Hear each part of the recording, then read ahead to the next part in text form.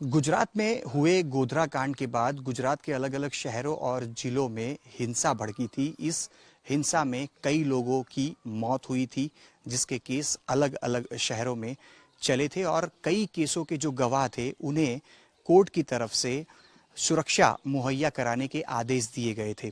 जिस प्रकार से सूत्रों की तरफ से जानकारी मिल रही है, उसके मुताबिक केंद्र सरकार की तरफ से एसआईटी ने जो रिपोर्ट दी है उसके मुताबिक 14 गोधरा कांड के बाद जो दंगे अलग अलग जगह भड़के, उसमें से 14 ऐसे गवाह हैं जिनकी सुरक्षा वापस लेने का फैसला किया गया है। फिलहाल हम गुजरात के महिसागर जिले के पांडरवाड़ा गांव के अंदर मौजूद हैं और इसी गांव के अंदर 10 ऐसे गवाह रहते थे जिनको सीआईएसएफ की सुरक्षा मुहैया कराई गई थी। पांडरवाड़ा के वो गवाह जो कि हमारे साथ फिलहाल मौजूद है, जिनका कहना है कि जब गोधरा कांड में हिंसा हुई उसके बाद करीब 27 लोगों की मौत इसी गांव में हुई थी और इसी मामले को लेकर जो ये दो लोग हैं वो दोनों गवाह हैं, उन्हीं से हम बातचीत करेंगे। क्या हुआ था उस वक्त, आप जिस मामले में गवाह थे, क्या हुआ था? क्या अभी आज के दिन भी आपको क्या याद है? वो 2002 के बाद जो ट्रेन जली थी उसके बाद इधर गांव के अंदर जो तूफान हुआ, धार्मिक स्थलों को नुकसान किया, दरगाह को, मस्जिद को। इसके बाद गांव में 27 आदमी को मार दिया। अच्छा, आप इसी मामले में गवाह थे, आपको सीआईएसएफ की सुरक्षा मुहैया कराई गई थी, कितनी राहत का ये फैसला था? अभी तक तो अच्छा था, जो हमारी सेफ्टी थी। जो सीआईएसएफ आती है तो माहौल अच्छा रहता है गांव में। अच्छा, किस प्रकार से आपको ये सुरक्षा मुहैया कराई जाती थी? क्योंकि जिस प्रकार से जानकारी मिली है, साल 2009 से आप लोगों को सुरक्षा यहाँ पे मुहैया कराई जा रही थी।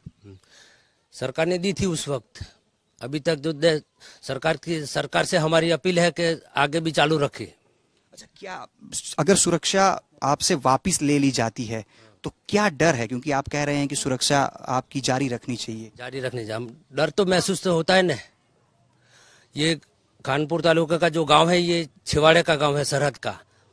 तो हमारे तो 70-80 मकान है, तो माहौल कुछ हो जाता है तो इधर लोग सब भाग के चले जाते हैं, डरते लोग। अच्छा, पांडरवाड़ा गांव में फिलहाल हम मौजूद हैं, आपके साथ और कितने इस गांव के गवाह थे और उन सब की स्थिति क्या है? क्या अभी भी वो लोग यहीं मौजूद हैं या कहीं आसपास में कहीं रहने चले गए? दूसरे लुणाड़े चले गए, दूसरे गवाह थे वो। दूसरे अब इधर हम 2-3 ही रहते हैं गांव में। दूसरे मेघरेज रहते हैं, दूसरे मोड़ासा, लुणाड़ा, ऐसे रहते हैं। अच्छा, किस प्रकार का डर लगता है अभी भी आपको? क्योंकि 2002 में गोधरा कांड हुआ, उसके बाद यहाँ पे हिंसा भड़की, 2009 से आप लोगों को सुरक्षा मुहैया कराई जा रही है। किस प्रकार का डर रहता है और क्या समस्याएं आप आज भी सामना कर रहे हैं? समस्या तो रोजगारी की भी है, सबको रोजगारी की है। डर ऐसा भी लगता है कि कुछ दूसरे जिले में, कुछ गुजरात के अंदर तूफान होता है तो इधर डरते सब, गांव खाली करके चले जाते हैं। तो ये जो सुरक्षा दी सरकार ने, इससे अच्छा रहता है, पब्लिक भी सब शांत रहते हैं। अच्छा, सीआईएसएफ के जवान कब यहाँ पे आते थे और क्या आप लोगों की सुरक्षा किस तरह से करते थे? सुरक्षा हमारे अठवाडिये में 2 बार आते हैं और पूछपरछ करके साइन करके जाते हैं। तो ये अख्तर जी हैं जिनको सीआईएसएफ की सुरक्षा मिली हुई थी। हमारे साथ मरियम जी भी मौजूद हैं, उनसे बात करेंगे।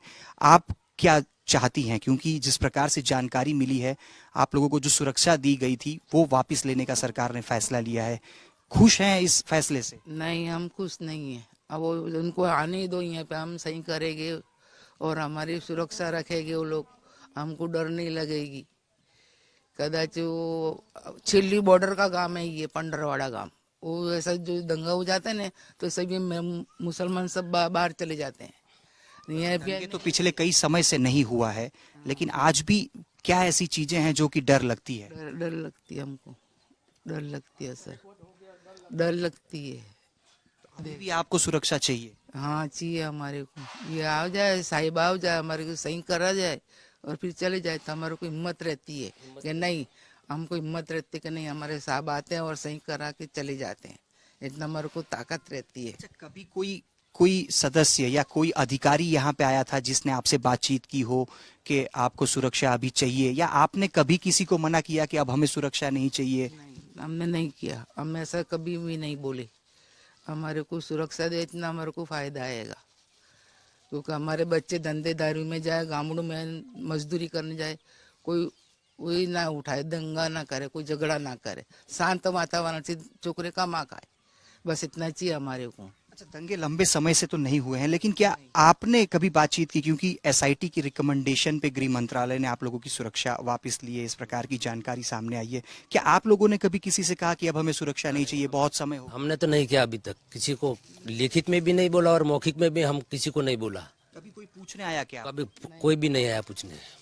तो ये महिसागर जिले के पांडरवाड़ा गांव में रहने वाले वो गवाह हैं जो कि 27 लोगों की मौत का जब कोर्ट में मामला चला और इन लोगों की गवाही कोर्ट में दर्ज हुई, और 2009 में जब यूपीए की सरकार थी तब सीआईएसएफ के जवानों की सुरक्षा इन गवाहों को मुहैया करवाई गई थी।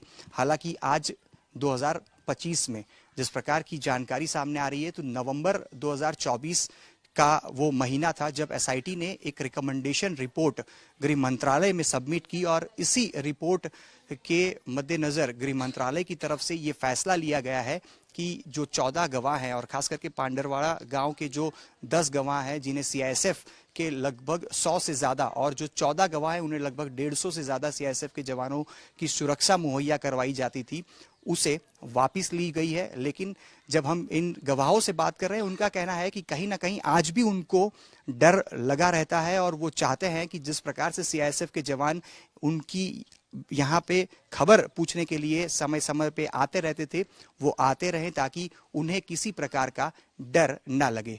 गुजरात के बहुत चर्चित गोधरा कांड के 14 गवाहों की सुरक्षा हटाई गई है। इस तरह से अगर गवाहों की सुरक्षा हटाई जाएगी और कल को गवाहों के साथ कुछ अघटित घटना घटती है तो इसकी जिम्मेदारी कौन लेगा? सरकार का ये कदम दोबारा सोच चाहता है। लगता है कि जिस तरह का ये बहुत चर्चित केस था, इस तरह से सुरक्षा अचानक से हटाई जाएगी तो संभावना है कि आगे चल के अगर ऐसी कोई घटना घटती है तो उसके लिए गवाह बनने में लोग हिचकेंगे। सरकार से अनुरोध है कि गवाहों की सुरक्षा को ध्यान में रखते हुए और भविष्य को ध्यान में रखते हुए गवाहों को पूरी सुरक्षा आजीवन मुहैया कराई जानी चाहिए। धन्यवाद।